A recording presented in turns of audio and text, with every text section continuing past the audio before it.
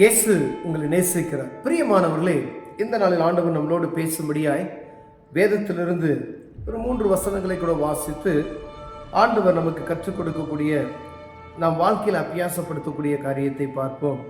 அது 2 கொரிந்தியரின் புஸ்தகம் 8வது அதிகாரம் 2, 3, 4 வசனங்கள் இப்படியாக சொல்லுகிறது.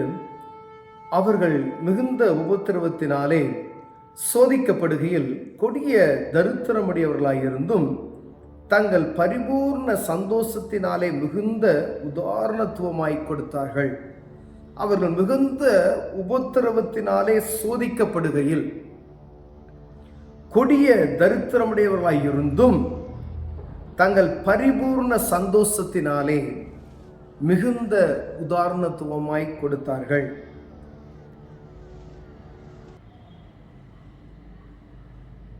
மிகுந்த உபத்திரவத்தின் நேரத்தில் சோதிக்கப்படுகையில்,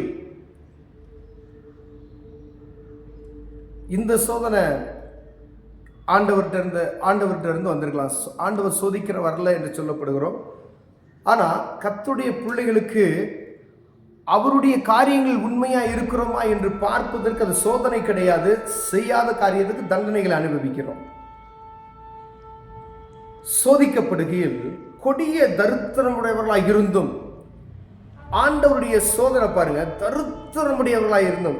இந்த ஏழை பெண் 2 பைசா 2 துட்டுக்கு சரியாக அந்த சொல்லப்பட்ட அந்த காரியத்தை பாருங்க. எல்லாத்தையும் காட்டிலும் யார் ஜாஸ்தி இந்த ஆஃபரிங் போட்டாங்க அப்படின்னு சொன்னா அந்த சகோதரியை தான் வேதம் சொல்லுகிறது. ஆண்டவராக இயேசு கிறிஸ்துவே எல்லாத்தையும் பார்த்தாங்க. நாங்கள் லட்சமா போடுறாங்க, வெள்ளி போடுறாங்க, அதெல்லாம் பார்த்துட்டு இருக்கிறதையே தன் ஜீவனுக்குள்ளானதை போட்ட அந்த சகோதரியை பார்த்து ஆண்டவர் சொல்லுகிறார், தங்கள் பரிபூர்ண சந்தோஷத்திலே மிகுந்த உதாரணத்துவமாய் கொடுத்தார்கள். ஏன் தரித்திரம், ஒண்ணுமே இல்லை, வறுமை இல்லை, வறுமை என்கிட்ட இவ்வளவுதான் இருக்கு, அதை கொடுக்கும் பொழுது சந்தோஷமாய் கொடுத்தார்கள். எவ்வளோ இது பாருங்களேன். நமக்கு ஆண்டவர் எவ்வளவு நம்மளை ஆசீர்வதித்தாலும் சில நேரங்களில் பத்தாது, என்ன ஆண்டவர் நமக்கு அற்புதம் செய்தாலும் பத்தாது.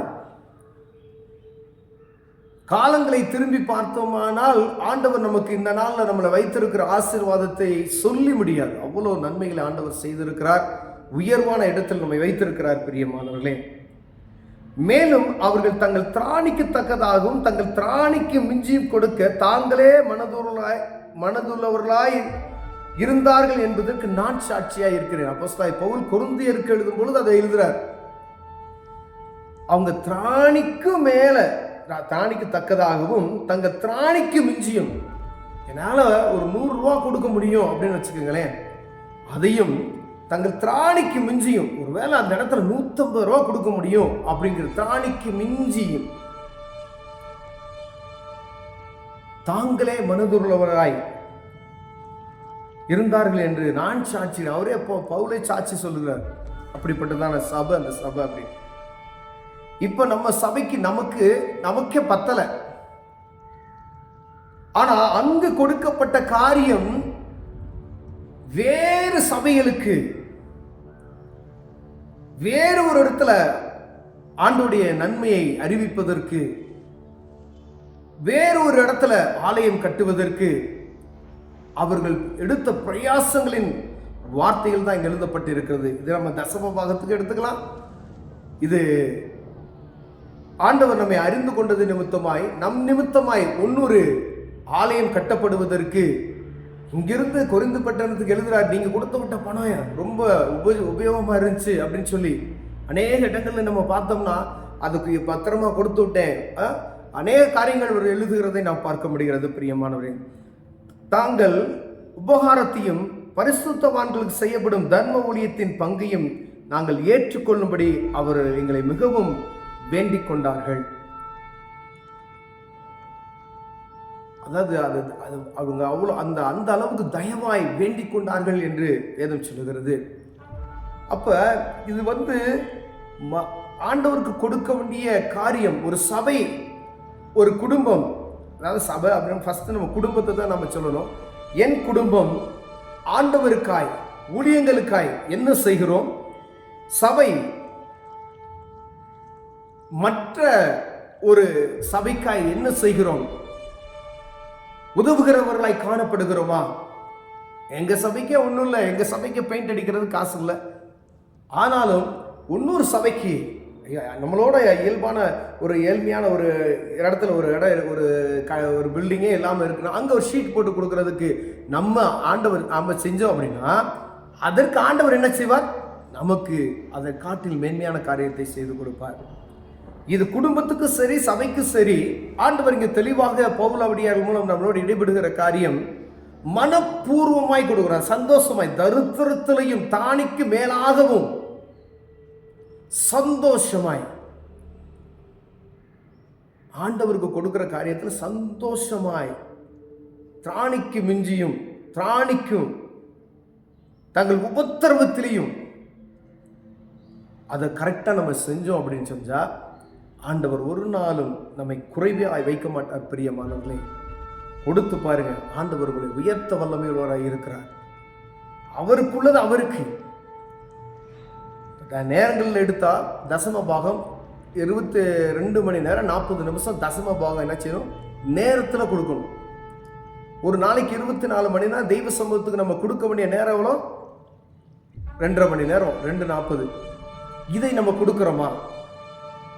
ஆண்டவருக்கு கொடுக்க வேண்டிய நேரத்தை நம்ம என்ன செய்யறோம்? களவாடுகிறோம்.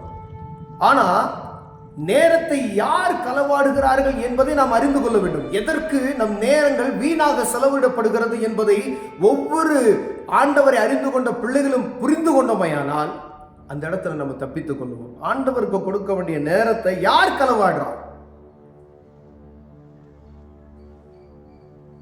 டிவி, ஒருவேளை டிவி பார்க்குறீங்க, 1 மணி நேரம் அசால்ட்டா போயிடும். ஒருவேளை நீங்க டிவி பார்க்குற 1 மணி நேரம் அசால்ட்டா பார்த்துட்டு ஜாலியாக என்ஜாய் பண்ணிட்டு வந்துட்டு தேவ சமூகத்துக்கு கொடுக்காம நேரத்தை 5 நிமிஷம் உங்களுக்கு ஜெபம் பண்றதுக்கு முடியல அப்படின்னா ஆண்டவர் எவ்வளவு வேதனைப்படுவார்னு பார்த்து. எத்தனை குடும்பங்கள் இது நடக்கிறது? ஒன்று, ஆண்டவருக்கு கொடுக்க வேண்டிய நேரத்தில் தசம பாகத்தை சரியான முறையில் நாம் கொடுக்க முடியாது. ஆண்டவர் உங்களோடு பேசுகிறார். 2வது, ஆண்டவருக்கு கொடுக்க வேண்டிய காரியத்தில் உண்மையும் உத்தமமாய் நம்ம நடக்கணுமா?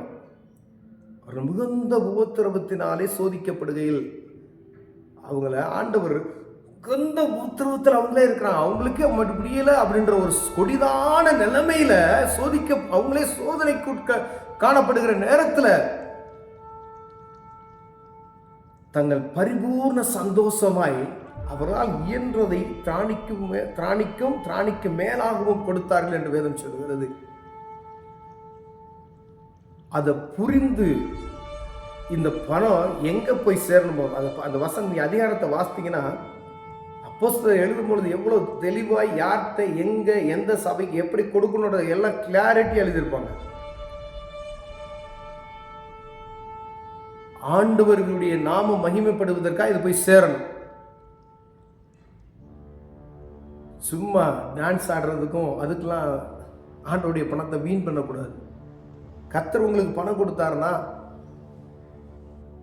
ஆண்டவருக்கு கொடுக்க வேண்டியதை சரியான நேரத்தை சரியாகி கொடுப்பீர்களானால் கர்த்தர் நம்மை ஆசீர்வதிக்க வல்லமையுள்ளவராக இருக்கிறார். பிரியமானவர்களே, இதுல நான் குறைச்சலா இருக்கிறேன் அப்படின்னா ஆண்டவர் என்னோடு இடைவிடுகிறார். ஒருவேளை ஆண்டவர் உங்களோட பேசினார்னா இந்த காரியத்தில் நீங்க சீர்படுத்தி பாருங்க, ஆண்டவருடைய மேன்மையை நீங்கள் அறிந்து கொள்வீர்கள், அவருடைய ஆசீர்வாதத்தை பெற்றுக்கொள்ளலாம். கொடுத்து பாருங்க, ஆண்டவர் ஆசீர்வதிக்க வல்லமையுள்ளவராக இருக்கிறார். கண்களை மூடுவோம், ஜெபம் செய்வோம். அன்பின் தகப்பனே, ஆண்டவரே, இந்த கொரிந்தியருக்கு அவர் எழுதும் பொழுது அவங்களுடைய காரியங்களை நாங்கள் வாசிக்கிறோம் ஐயா. 2000 வருஷத்துக்கு முன்னாடி இருந்த நிலைமைகளை நாங்கள் யோசிக்கிறோம். அவங்க உபத்திரவத்திலும் சந்தோஷமாக கொடுத்தார்கள் என்று வேதம் சொல்லுகிறது ஐயா. இந்த நாளில் நாங்கள் இருக்கிற எங்க நிலைமை ஆண்டவர் எங்களை நல்லா வைத்திருக்கிறீங்க. ஆண்டவருக்கு கொடுக்கறதுல சந்தோஷம் இருக்கிறதா என்பதை பார்க்க எங்களுக்கு உதவி செய்யும். இயேசுவின் நாமத்தில் பிதாவே, ஆமென்.